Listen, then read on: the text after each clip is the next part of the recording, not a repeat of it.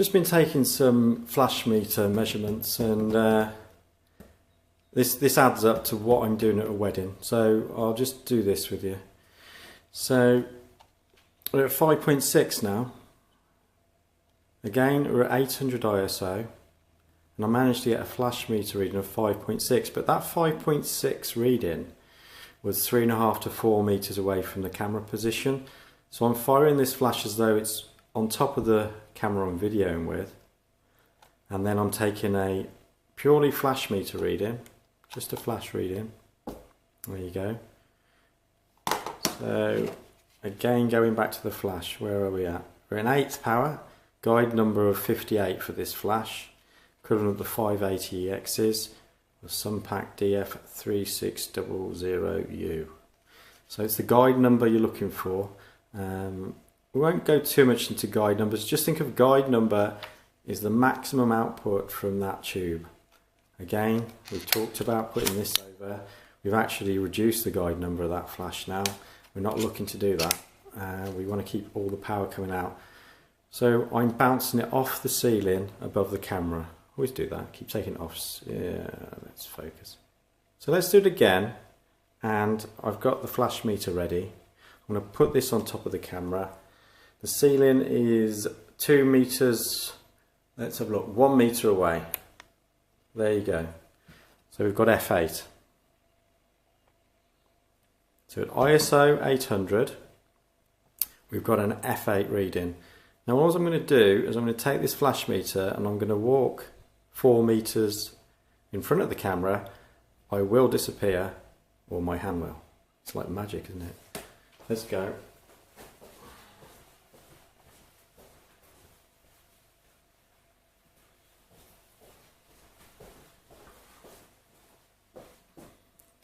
So now I'm just going to fire the flash above my head, 8th power. There's no ETTL, this is literally given 1/8 of the power of the flash. I'll go and get it again.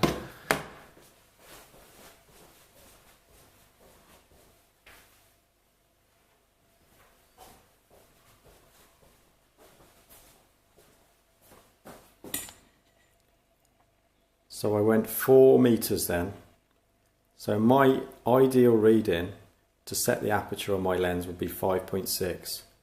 So this 3.5 meter to 4 meter area is where we're getting 5.6. So if you don't forget, to give you an idea where I moved on to with this, is I actually ended up using an ISO of 1000. But to remember how to start with this method, you want to go an 8th power on your flash, as long as it's a guide number of 58 when you buy your flash, and then you want to walk 3.5 meters. Now if you look at the average distance you're taking group photos inside a building with a white ceiling, whether you're inside bridal prep, whatever you're doing, you'll find that this works quite well. So you're 800 ISO, 8th power on your flash, and 5.6 is your aperture. Now you're keeping the 5.6 constant throughout the day. If you want to get involved with f2, 2.8, 1.2, it's your style, you carry on. But I'm just talking about, this is really for wedding photographers or people that are starting out. This is to get you going. Now if you used ETTL to give you an idea, this flash would be giving its light out to the ceiling. So it would bounce off the ceiling, and then it would take its route over to the subject, and then it would bounce off the subject, come back through the lens, and then it would go through the camera, and it will go back to the flash, and it will output the right amount of flash. It's the duration of the flash, the right amount of light, quantity of light. I get people into the quantity of light as soon as I can, because you know, it's all very well shutter speeds, apertures, ISO, but it's the quantity of light these are giving out. But if you imagine that's a white wedding dress, you've given the flash out, put it on the ceiling, it's gone over to the subject, it's come back through, it's been reflected. Well, the white wedding dress will obviously reflect more light than if it was mid-grey. Well, this whole system, this ETTL system, is is set up for average, it's set up for mid. You know, no matter what they do with it, and trust me, I use a lot of different camera equipment when I'm training people. No matter what they do, I mean Nikon are better, I have to say, but no matter what they do, you cannot get over this problem. So it's giving the light out. If I then move the groom in with the best man and I say I just want to do a group a shot of you two with your ushers and they've all got black suits on, if I'm using ETTL, it will just overexpose. It might be a third of a stop, might be 2/3 of a stop. It will overexpose. If I then bring the couple together, you've got a mixture of black and white. Obviously that's averaging out now. With an ETTL system, with the metering system, it will probably take care of that just fine. But then the groom goes out, has a drink, and in comes the bridesmaid in their pink dresses, and you're still using ETTL. The light goes up, reflects off their dresses, comes back to the camera, says, well, we've got plenty of light here. But actually it's a false reading because it's reflecting all that light back. So again, it will underexpose. So on your timeline in Lightroom, you're going to have one under, one over, one under, one over.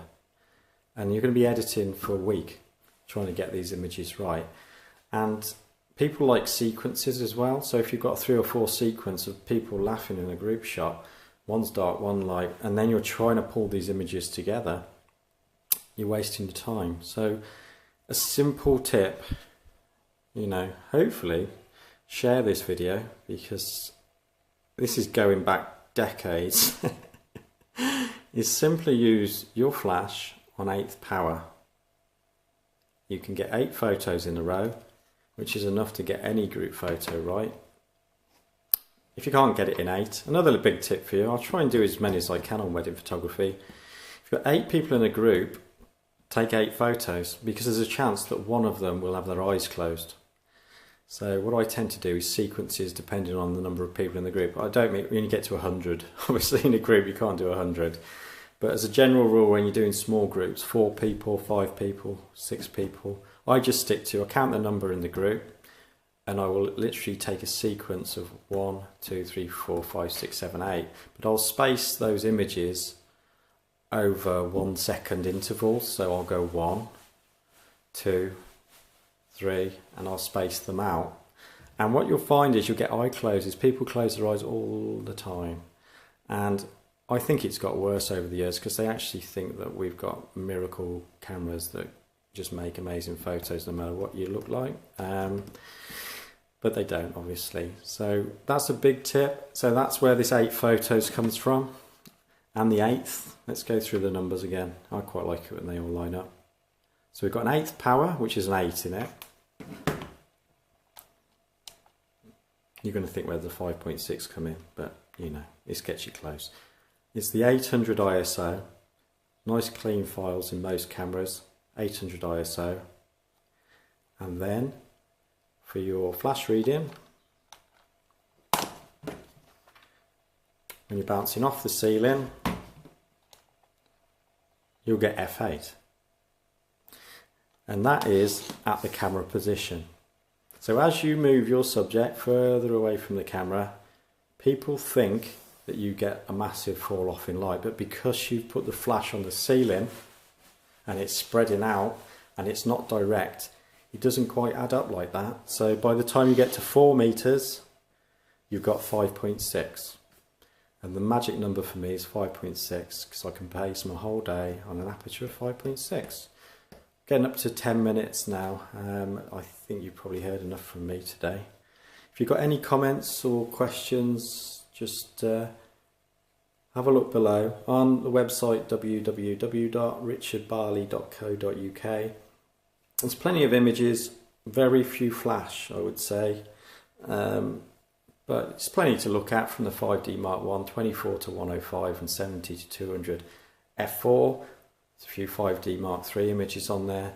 See if you can tell the difference. They should all sort of make, you know, it's meant to be a consistent style. The idea behind doing this with the equipment is very early on I realised, luckily, very early on, realised that people book you for a certain style And when they're looking at your albums, they're actually booking you for that style, and they expect you to be that photographer at their wedding. So a big tip is don't keep changing your style if you can help it once you're working, because people are booking you from last year's and the year before that's wedding. If you look at my wedding, from the first wedding till the last wedding I did, it's all the same style, all the same camera equipment.